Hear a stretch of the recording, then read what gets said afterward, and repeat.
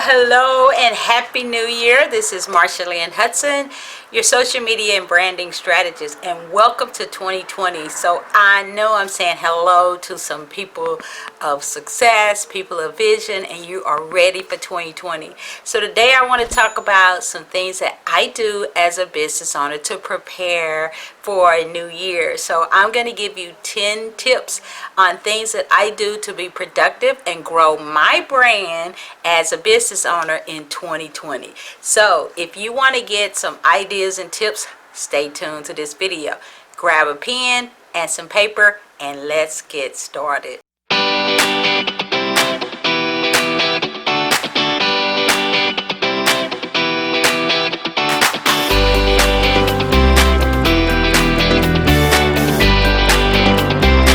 Hey guys, welcome to 2020. Happy New Year. This is Marsha Lynn Hudson, and I want to share with you a few tips that I use to be productive and grow my business as a strategist.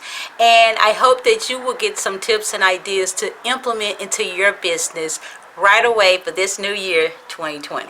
So let's get going. Number one, what I do is I set goals. And every year I set my goals for the year coming up, and I might put my goals in different categories. Like I have health goals, I have business goals, I have my goals as a wife, I have my goals for my mental state, I have goals that I put into different states. I have my spiritual goals, so I set goals. And so when I say setting goals, I say like number one, you can write your goals down. I put my goals here on this phone, and I also type them out and put them here in my little area here that I like to spend a lot of time, my desk area. And I put my goals up so I can see them every day. So if that is something you haven't been doing, it's a new year and it is a great thing to do, setting goals. And you may put 2 or 3 goals for your family, or 2 or 3 goals for your business for the next 12 months, or you may have 2 or 3 health goals. So I encourage you to write them out or type them out and put them up in an area where you can see them every day. It's amazing how your life will gravitate toward your goals. So that's the first thing that I do each year is number one, I set goals. Number 2, I write out a things to do list every night, and that has worked well for me for a few years. Every night before bed I just put a things to do. For instance, let's say it's Wednesday and the next day is Thursday, so I will put things to do for Thursday, and I may put 2 or 3 things that I have to do for my business, whether I'm meeting a client, whether I have to check emails, whether I have to teach a class. You guys know I'm a professor at the college, so I always write out my things to do list for the next day, and I follow the list, and it is great. And I look at it at the end of the day to see how many things that I accomplished on my things to do list. Each day I expect it to be a good day. Don't dread Mondays. Don't dread them. Each day I expect every day to be a good day. And so having a positive mindset as you do your things to do for the next day really helps you grow and be productive as a business owner. I know it has helped me. So number 3, focus on your top priorities each day. So we're very busy. This channel is for business owners, solopreneurs, those of you who wear many hats like me, entrepreneurs, and that's who these tips and strategies and resources that I'm going to be giving, that's who those are going to be for. So focus on your top priorities each day. I try to pick 3 or 4, and I want to get those 3 or 4 top priorities done. You may have 6, 7, 8 things to do, but focus on your top priorities and make sure they are priority and you get them done. So it is very important to have that focus. Number 4, don't take clients every day. I do not take clients every day. I stopped it for about maybe 2 years ago, and it's been great. For instance, on Mondays, I do not take clients. Most of the time, people don't want to be bothered on Mondays anyway. They're coming off of the weekend. So I decided that I wouldn't take clients on Mondays, and it's been great for me. So what do I do on Mondays? I teach a class at the college. I have my day free from about 1 until the rest of the day. So I may get some business done. I may get to the bank. I may check on emails. I do some of my social media. I may make a video like this one. I actually get some exercise in, so I do not meet clients because that can take up a few hours for me to go to my office, meet a client, drive back from my office to drive. That's about 30 minutes total. Meet a client for about an hour and a half, preparing, getting ready. So that's 2 or 3 hours out of the day. So maybe you can pick a day where you just do not take clients. But I do focus on meeting clients, whether it's phone consultations, coaching on the phone, meeting in person Tuesday, Wednesdays, and Thursdays.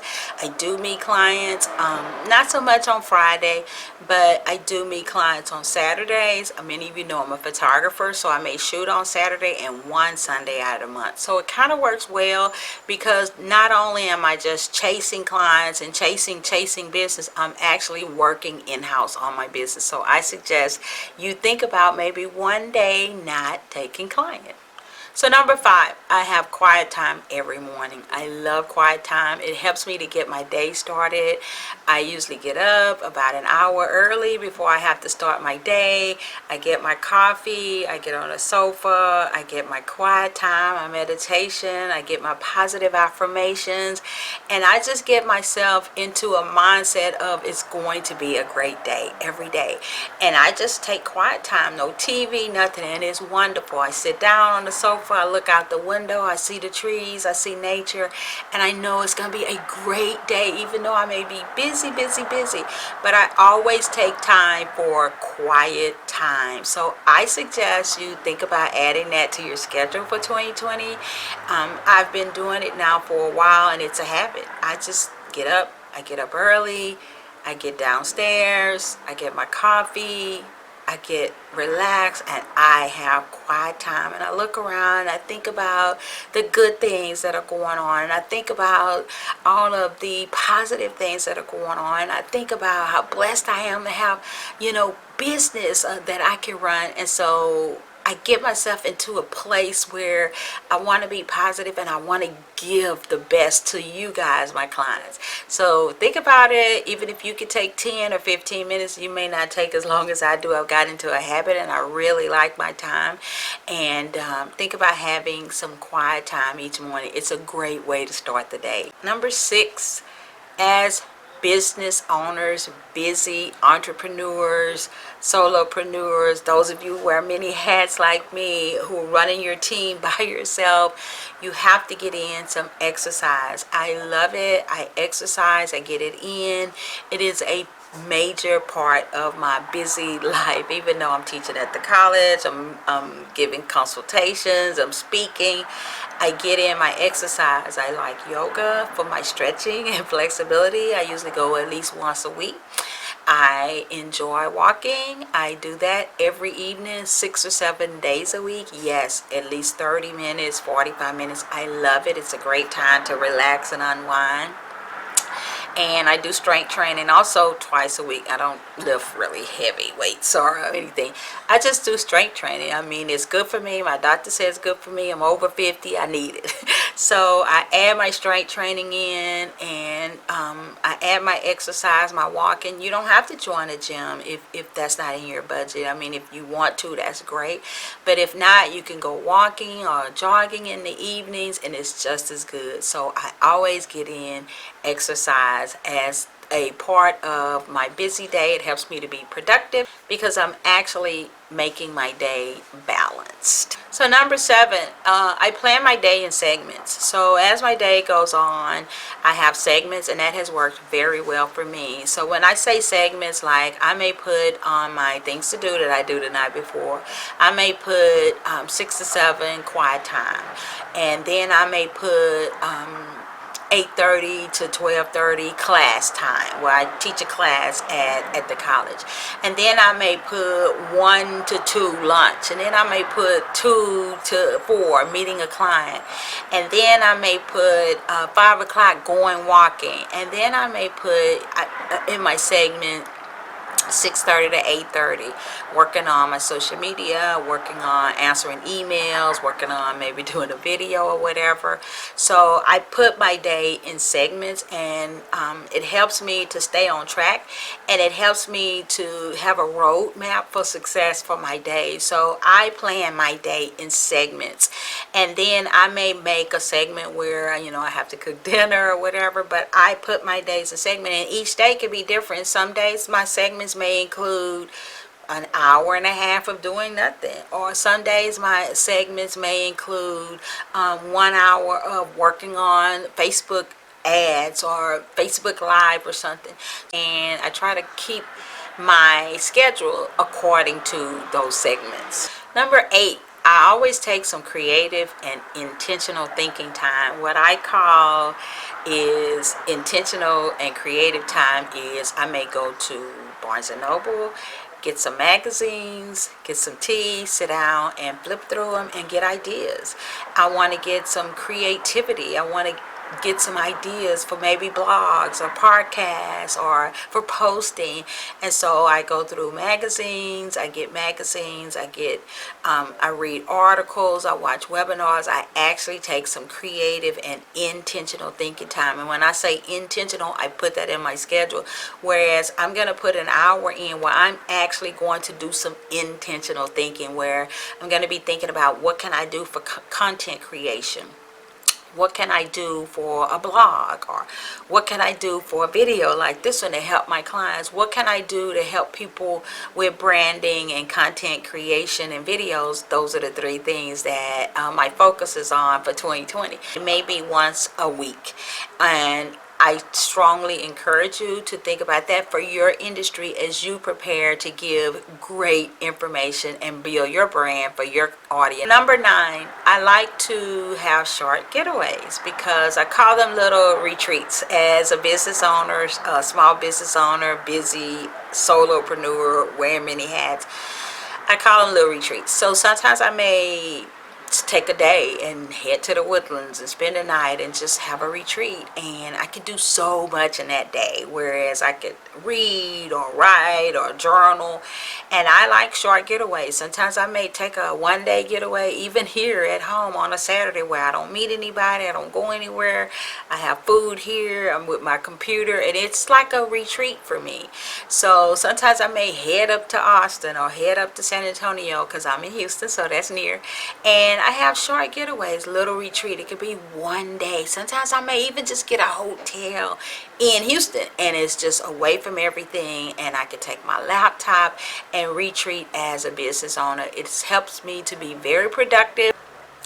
And so number 10, finally, I like to take an inventory of everything I did that day.